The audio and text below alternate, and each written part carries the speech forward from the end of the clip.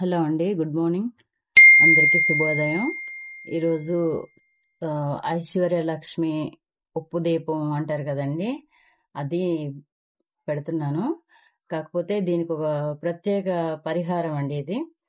ఆ, ఎవరైతే ఆడపిల్లలు ఉన్నారో వాళ్ళు అత్తవారింట్లో కష్టపడుతూ చాలా కష్టాలు పడుతూ ఉంటారు చూసారా, అలాంటి వాళ్ళ కోసం అండి ఈ పరిహారం.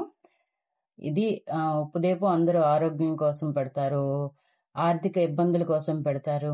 కానీ ఇది మాత్రం సేమ్ అలాగే పెట్టాలి, కానీ కొంచెం వేరేగా ఉంటుంది.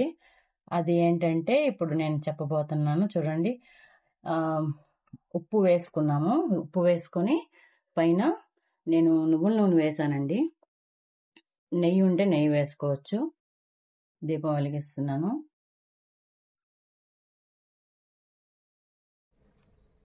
దీపం వెలిగిస్తున్నాను. ఇవి మాత్రం ఐదు ఒత్తులు వేసుకొని వెలిగించాను. ఎందుకంటే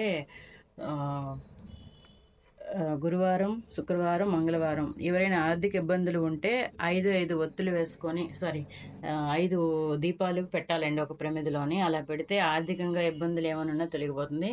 ఇప్పుడు నేను ఈ దీపంలో పచ్చకర్పూరం వేస్తున్నానండి. పచ్చకర్పూరం అంటే శ్రీ మహాలక్ష్మికి, శ్రీ మహావిష్ణువుకి చాలా ఇష్టము. ఇదిగోండి పచ్చకర్పూరం వేస్తున్నాను. అలాగే 2 యాలకులు వేస్తున్నానండి. ఈ దీపంలోనే వేస్తున్నాను. వేసి ఇప్పుడు ఈ దీపానికి హారతి చూపిస్తున్నాను. చూడండి.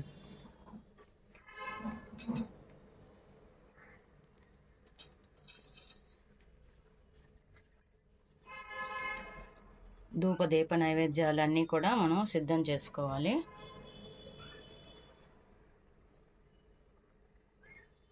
ఇది కూడా మనం ఈ ఉప్పు దీపం, ఐశ్వర్య దీపం అంటున్నాం కదండి, ఇది మనం శుక్రహోరలో మాత్రమే పెట్టాలండి. ఎప్పుడు పడితే అప్పుడు కాదు.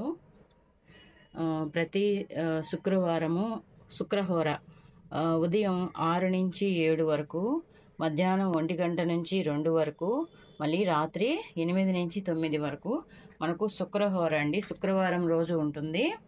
సో ఇప్పుడు మనం దీపం అయితే పెట్టేస్తాము. దీప నైవేద్యాలు కూడా చూపిస్తున్నాము. నైవేద్యంగా మనం చిన్న బెల్లం ముక్క పెట్టినా చాలు. మహాలక్ష్మికి బెల్లం ముక్క అంటే చాలా ఇష్టం. బెల్లం అంటే బెల్లంతో చేసిన నైవేద్యాలు ఏవైనా పెట్టచ్చు. శనగపప్పుతో చేసిన నైవేద్యం అయినా ఏదైనా పెట్టచ్చు, బెల్లంతో చేసింది.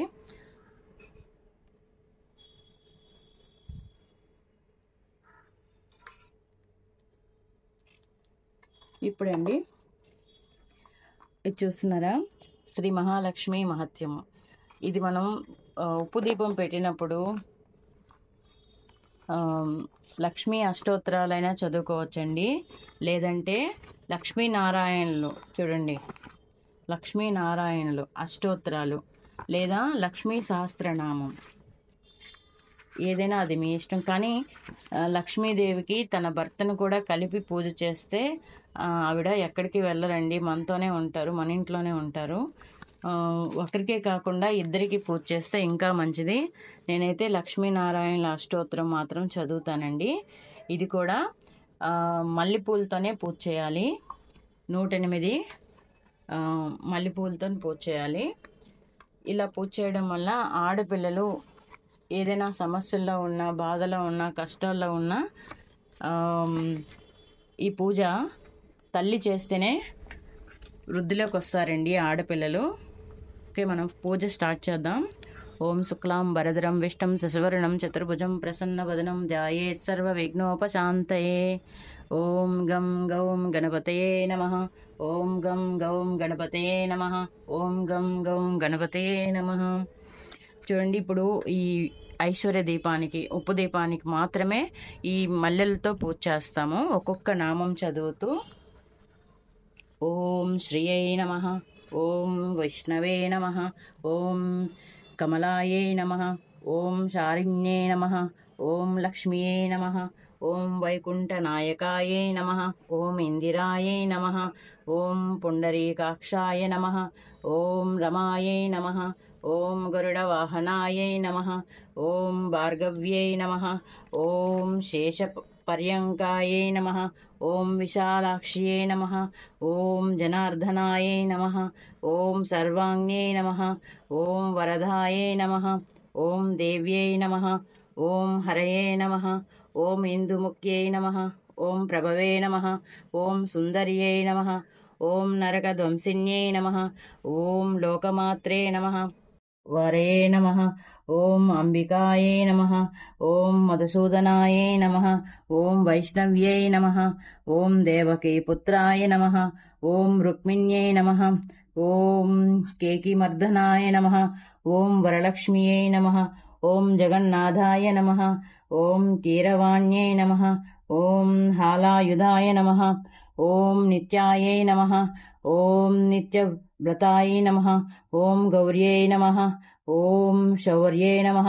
ఓం కాంతాయై నమః. ఓం సురేశ్వర్యై నమః. ఓం నారాయణ్యై నమః. ఓం ఋషికేశాయై నమః. ఓం పద్మహస్తాయై నమః. ఓం త్రివిక్రమాయై నమః. ఓం మాధవ్యై నమః. ఓం పద్మనాభాయై నమః. ఓం స్వర్ణవర్ణాయై నమః. ఓం సురేశ్వర్యై నమః. ఓం నిరీశ్వరాయై నమః. ఓం సత్యై నమః. ఓం పీతాంబరాయై నమః. ఓం శాంతాయై నమః. ఓం వనమాలిన్యై నమః. ఓం క్షమాయై నమః. ఓం అనగాయై నమః. ఓం జయప్రదాయై నమః. ఓం బలిధ్వంసినే నమః. ఓం వసుదాయై నమః. ఓం పురుషోత్తమాయై నమః. ఓం రాజ్యప్రదాయై నమః. ఓం అఖిలాయై నమః. ఓం అఖిలానాథాయై నమః. ఓం అఖిలాధారాయై నమః. ఓం మాయాయై నమః.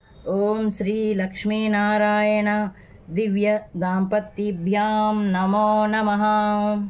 ఓం శ్రీ లక్ష్మీ అష్టోత్తరశతనామం శ్రీ లక్ష్మీనారాయణ అష్టోత్తరశతనామాం పూజాం సమర్పయామి. ధూపం దర్శయామి. దీపం దర్శయామి.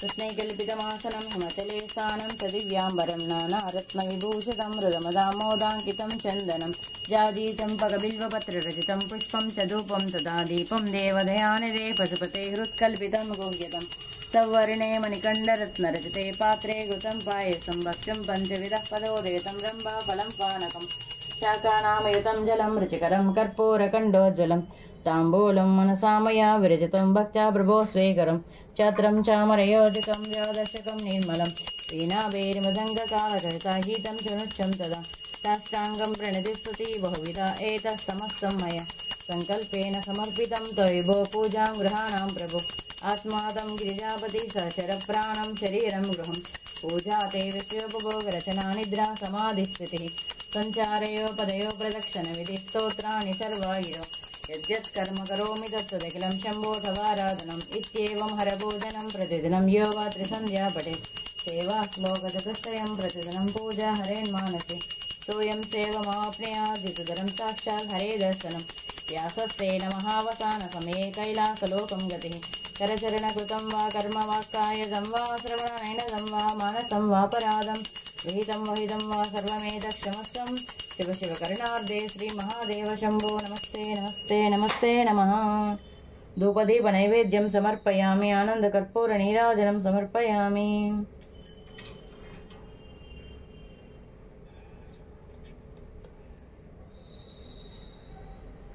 ఓకేనండి, ఈ పూజ అయితే అయిపోయింది పూర్తిగా సంపూర్ణంగా. ఇలా మనం ప్రతి శుక్రవారం చేసుకోవాలి. ఇలా చేసుకోవడం వల్ల మన కష్టాలు అనేది తీరడం మనకు చూస్తుంటాం రిజల్ట్ అనేది. ఇలా చేస్తూ ఉంటే ఎన్ని రోజులు చేయాలని అడుగుతారేమో.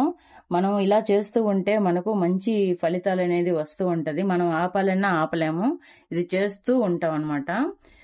అది మన సమస్య తీరేంత వరకైనా చేయొచ్చు, లేదా మీరు లైఫ్ లాంగ్ అయినా చేసుకోవచ్చండి. ఈ పూజ చేయడం వల్ల ఎలాంటి నష్టం అయితే లేదు, ఇంకా మంచి జరుగుతుంది. శ్రీ మహాలక్ష్మీదేవి అనుగ్రహం అనేది మనకు ఉంటుందండి.